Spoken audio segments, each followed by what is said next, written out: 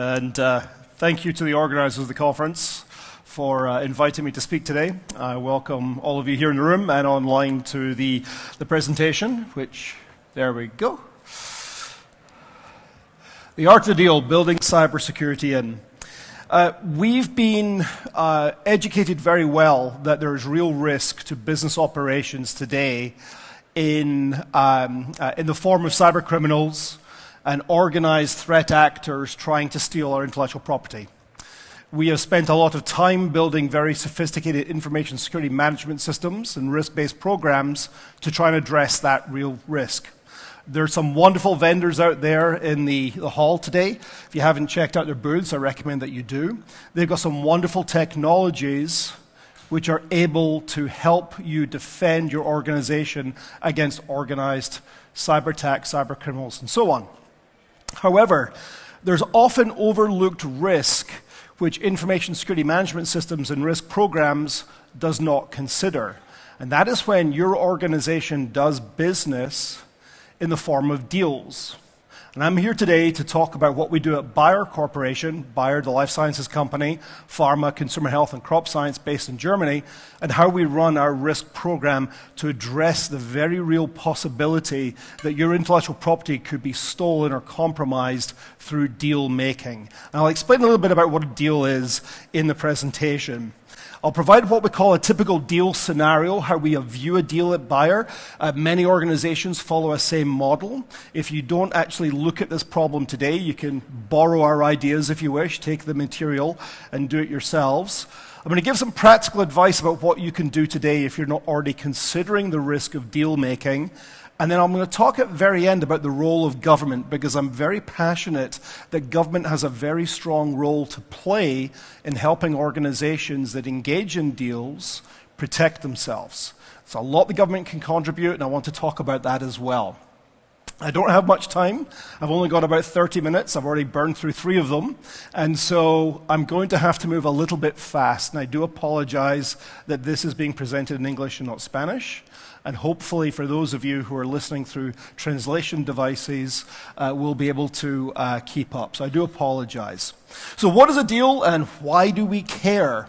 Well, if you're in security, you might not be aware that the business that your security department is supporting is actively engaged in deals. And what are deals?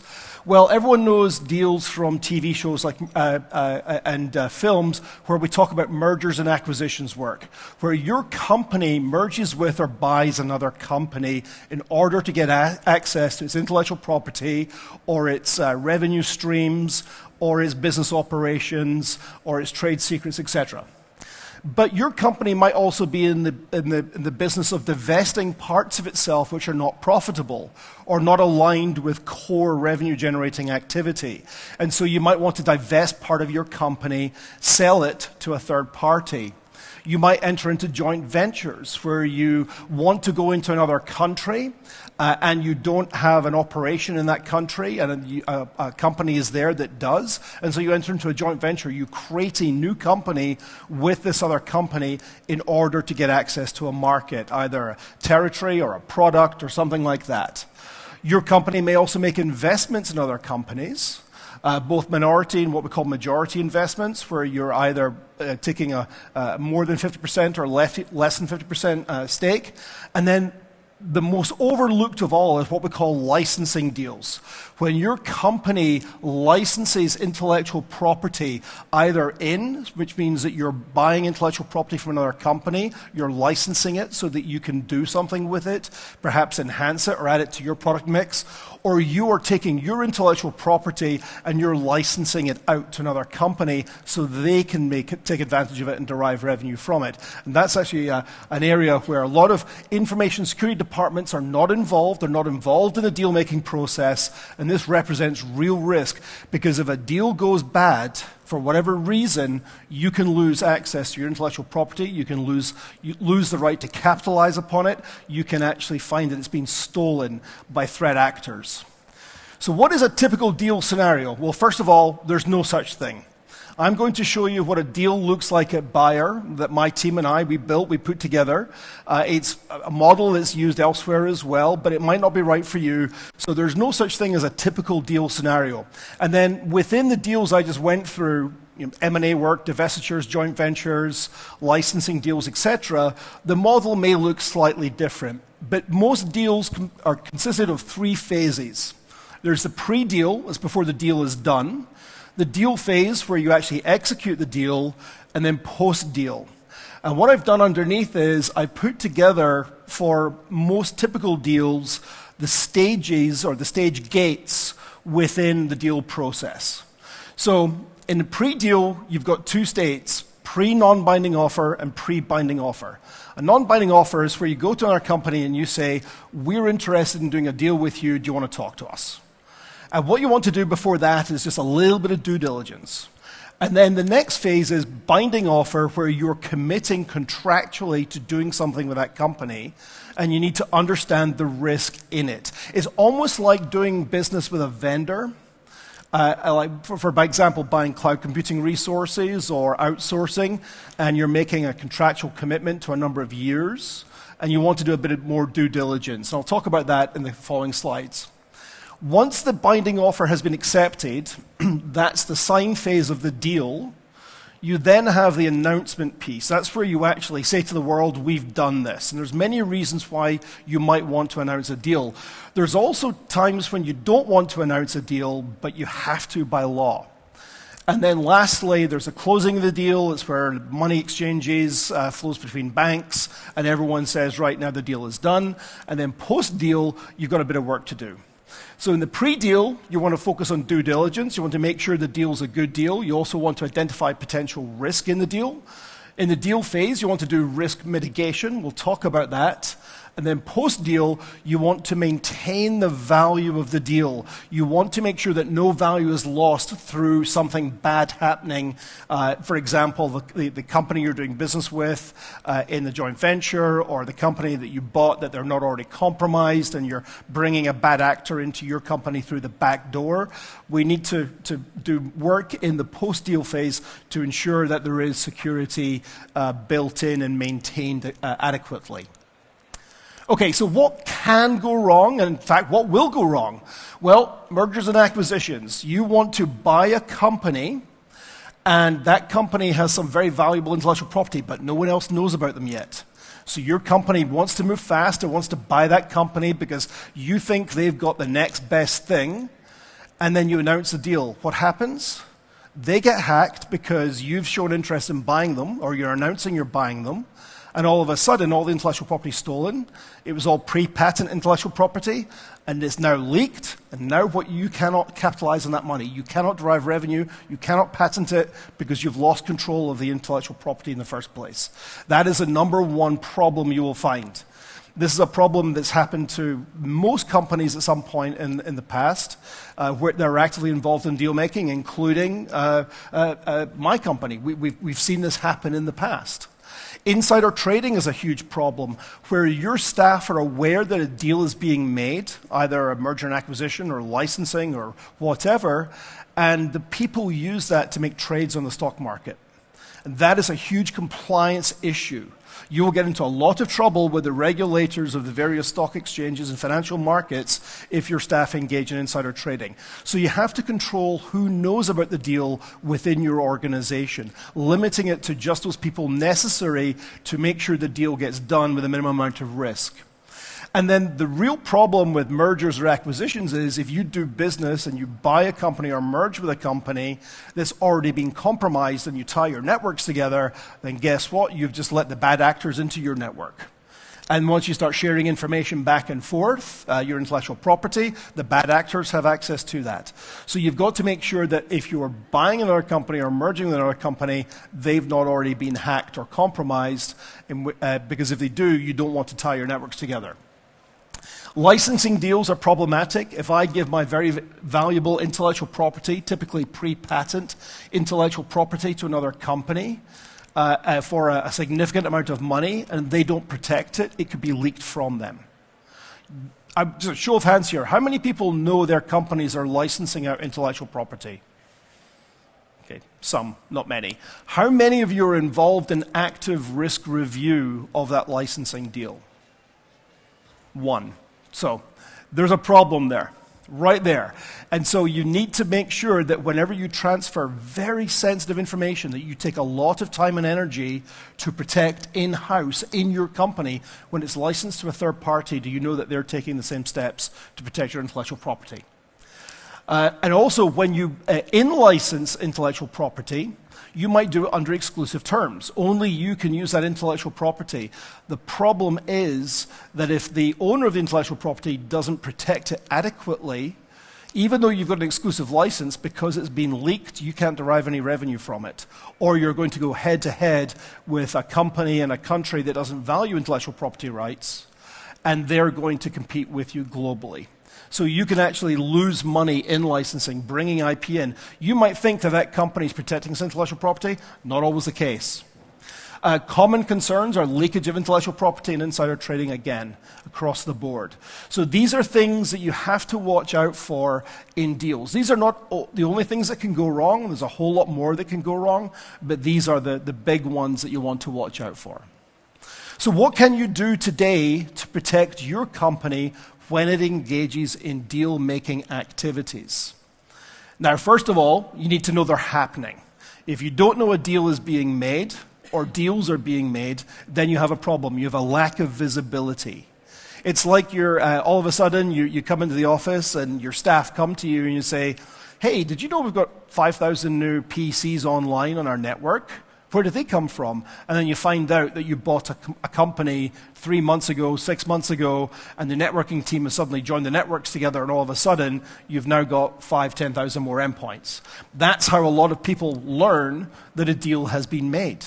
They learn after the fact. They don't know a deal is being made ahead of time. And if you don't know it's being made ahead of time, then you can't build risk mitigation strategies or into the deal making. So, how do you actually, as an information security management team or cybersecurity team, protect your company? One, perform due diligence. Be part of the deal team.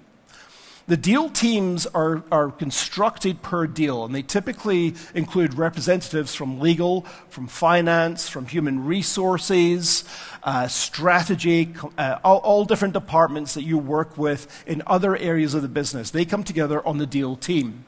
And so it's a cross-functional team, and they'll look at risk in the deal from different angles.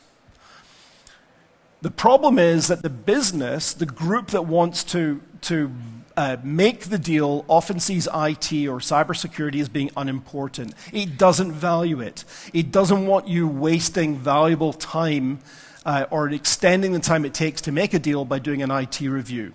They will fight to push you out if they can, typically. My company, not the case. We've learned our lessons. They do it well. But in many other organizations, IT and cybersecurity are just not adequately considered as being important.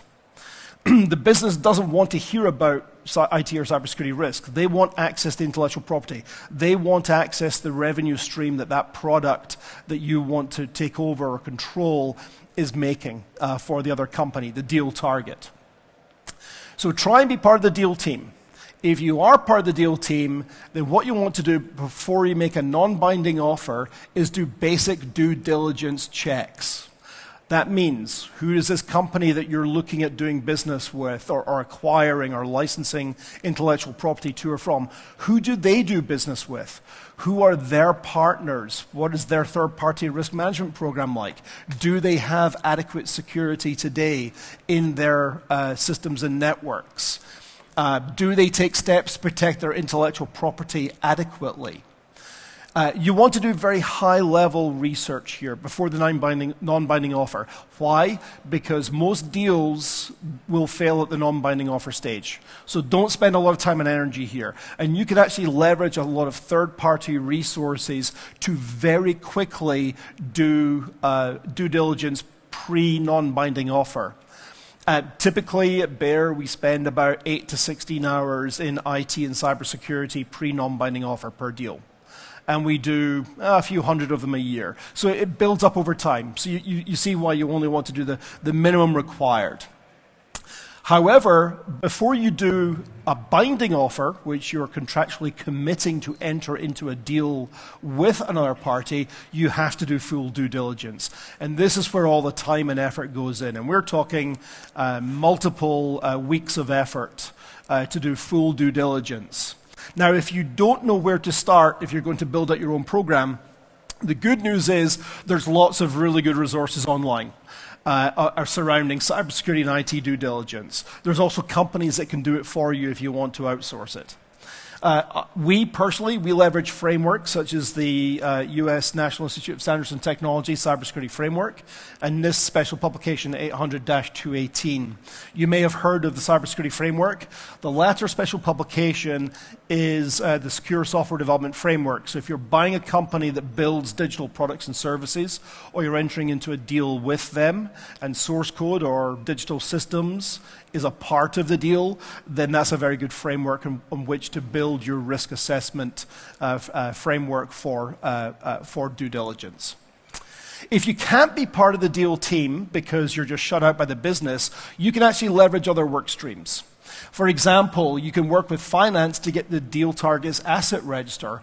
Why is the asset register of use? Because high-value IT equipment will be on that asset register. Things like firewalls, high-end servers, stuff like that. And you'll know at that point what the company's likely got in its environment off from the asset register. You can request details of licenses and license counts from legal and compliance so you can get an idea of what software is in use, including security technology software. You can get from HR, if they're engaged in the deal, details of the cybersecurity and IT staffing. And you can try and figure out if they probably have enough staff to protect their intellectual property. And then legal should be aware of any compliance issues that have occurred at the deal target. And these can give insight into potential cybersecurity issues, for example, if they suffered from a data breach in the past. If you can get the company's name, you can actually leverage open source intelligence on the internet to derive a lot of this information as well. For example, if you have a Crunchbase account or a PitchBook account, you can get access to a lot of this information which is being gleaned from other sources and is made available online. You can use tools from multiple vendors, including some of the vendors out in the hall today, that will provide insight into the IT and the security posture of a company without even engaging directly with that company. So once you've identified possible risk, what do you do with it? Well, first of all, you have to communicate it. The company needs to make an informed risk decision about whether or not to proceed with a deal. Now, heads up, very rarely will a company abandon a deal purely due to cybersecurity or IT risk. What they will abandon a deal for is if you've identified risk that the intellectual property that your company is seeking to get access to has been compromised. And so it's very important that you communicate risk up to the business so they can make an informed decision. And it's not good enough to say, hey, they're running Windows 7, it hasn't been patched in 2 years, it's going to be a disaster. That will not stop a deal. Saying that they're running Windows Server 2008 and Windows 7 and they haven't patched in 2 years and all their intellectual property has likely been exfiltrated as a consequence, that will get management's attention. A very good way to portray this is a simple risk matrix, 5 by 5. And what you do for the impact is you take the deal value and you put that up and down on the impact side, and then you gauge the likelihood. This is not a true qualitative risk assessment. Quantitative risk assessment. It's a qualitative risk assessment, but it tends to work very well. And what you should try and do is you should try and figure in the cost or the impact post-mitigation. And what do I mean? Well, you have to assume that once you've identified the risk, it will be fixed, and the impact to the organization if the risk is realized is post-mitigation. Once you've identified the risk, you can then create and execute risk treatment plans. Only create plans for risks that need to be mitigated before deal close. For example, at Bayer, we recently closed a deal. It's an announced deal. I'm not betraying any secrets. But one of the risks that we identified as we were doing due diligence is that they had a consumer-grade firewall protecting their office network. And that consumer-grade firewall was inadequate to defend them against a sustained cyber attack from a threat actor who was seeking to steal their intellectual property. Also, their intellectual property is all pre-patent intellectual property, and we were spending $200 million to acquire this company. So had they been hacked when the deal was announced and that intellectual property was stolen, we would have effectively lost $200 million, period. That's just the economics of a bad deal. And so what you want to do is you want to create risk treatment plans that need to be executed before deal close, preferably before deal announce if you can, and you need to figure in what the nature of the risks are. So our risk treatment plan was replace that firewall.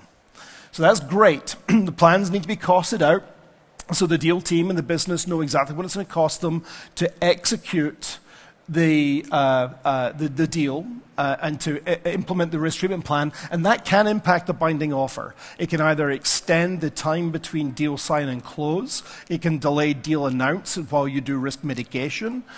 It can even reduce the amount of money that's offered to the company because you've said we're going to spend X million euros to address these risks. Therefore, we're going to reduce the value of your company by that and what we offer you. Be realistic here. We all know that IT and cybersecurity projects overrun, are never budgeted properly, and there's always issues with them. So be realistic. Again, that ties back to only focus on the risk you really care about. And then currently today, think about supply chain problems. In the case of that company that I said that we bought, and we had to replace the firewall, the identified firewall solution that we wanted to put in, we were told there was a 6-month back order. And so what we had to do is we actually had to go into our own stock at Bayer, pull out some spare equipment, which we've been keeping in reserve, drive it to the company and install it ourselves because of supply chain problems. We couldn't delay the deal because a firewall wouldn't be available for 6 months. There's no way the business would accept that, so you have to work around it. And then plan for post-close activity. For merger and acquisitions, please, please, please, please, please, schedule an on-site security assessment as quickly as possible. I cannot tell you what we've found once we've bought a company that was not found during due diligence, but it will scare you. You will go in. Due diligence, by its very nature, is a question and answer session. You don't get to go into most companies and run network scans. You don't get to go into companies and do detailed checks and investigative research into their cybersecurity controls. You don't get to do an access control matrix and see who has access to what during due diligence. You can do that once you've bought the company, and you will find a lot of things that need to be fixed. So we actually at Bayer try to do an on-site security assessment within 90 days of a deal closing. Where you're doing out licensing, where you're licensing your intellectual property out, and you've written into your contract a right to audit, or you require them to deliver to you every year or whatever, an information security management system certificate, scoping document and a statement of applicability, or perhaps SOC reports from their cloud providers, or if they're running services themselves, they might have their own SOC report. Be diligent in requesting those reports and actually review them. Make sure that whatever you wrote into your licensing contracts, your deal contracts, are actually being met. Because if you don't review them and you don't ensure that the T's and C's are being met, and something subsequently goes wrong, you may find that your position is weaker in enforcing the terms of the contract because you weren't continually reviewing the deliverables which they were, this licensing partner were required to deliver to you. So be careful. And if you did retain the right to audit, either do an audit yourselves or bring in a third party, be prepared to use it when something seems to have gone wrong or amiss. And lastly, very importantly, continuously improve. As you do deals and deal security, you will find that there's areas for improvement. You will learn new methods. And depending on the industry sector you're in, there will be specific things that you want to concentrate more on each and every time.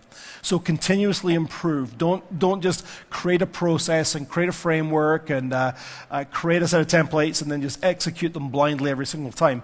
Take every deal as an opportunity to learn from it and see how you can improve going forward. Okay, lastly, I want to turn to the role of government, because yes, there is a role for government to play in deal making. And it's not just to get in the way and say, you can't do that deal, although some governments will do that. That's not what we're talking about. We're talking about what governments can do to help companies do a deal securely and safely to protect the value of the deal. First and foremost, timely notification of economic espionage campaigns. I can't tell you how many government mailing lists I'm on globally where I get details of, there's this new threat actor from this part of the world and they're trying to do this. And I get it from the government 2 months after everyone else knew about it because it was reported in a newspaper. Governments with this information need to make it available very quickly once it's qualified and deemed to be accurate intelligence. With that information, we can then adjust the processes and the due diligence that we do in deals, or even identify requirements to change risk treatment plans. So governments can give us timely notification of economic espionage campaigns. They can also give us details of what we call tactics, techniques, and procedures, or TTPs. They're employed by threat actors engaged in economic espionage. I'm not talking about cyber criminal gangs trying to get ransomware in your organization. I'm talking about companies that are trying to steal your intellectual property because they want to derive revenue from it themselves. And so details of how they do that are extremely useful. And governments tend to know this because they've seen it in companies in your country, or in my country, or any country. Law enforcement's been brought in when a company suspected that its intellectual property has been stolen, and then the law enforcement works out how it was done, and then the government just sits on that information. That's useless. They need to share that information as widely as possible. It needs to give us guidance as to the type of intellectual property that's desired by economic adversaries. It needs to be able to say, this country has this national program which it has announced that it wants to be a world leader in this area within 5 years. They need to be able to communicate that language to us in a business form. We need to be able to understand what that country is trying to do, why it's trying to do it, and what its sponsored companies are going to do to get there so that we can take steps to defend ourselves. Principally, when we do deals with companies that have ties to those countries, we want to understand what the risk is of our intellectual property being leaked or stolen. We need easy access to skilled law enforcement personnel when things do go wrong, and they will go wrong. And we need to be able to reach out to agents of a law enforcement agency or a cybersecurity agency and say, hey, we've seen this. Have you seen this anywhere else? Is this an indicator that something's gone wrong? We need national education and awareness campaigns. The US has Cybersecurity Month. This is the month of October. We're actually in Cybersecurity Month in the United States right now. And there's a broad range of campaigns which are rolled out across many, many companies of different sizes, different industry sectors, different profiles about some of these threats that we see and these risks that we see today. And so I think globally, there should be a call for a cybersecurity month globally, and we need every single agency in every single country to all come together to work on that, to jointly promote cybersecurity in all forms, including deals.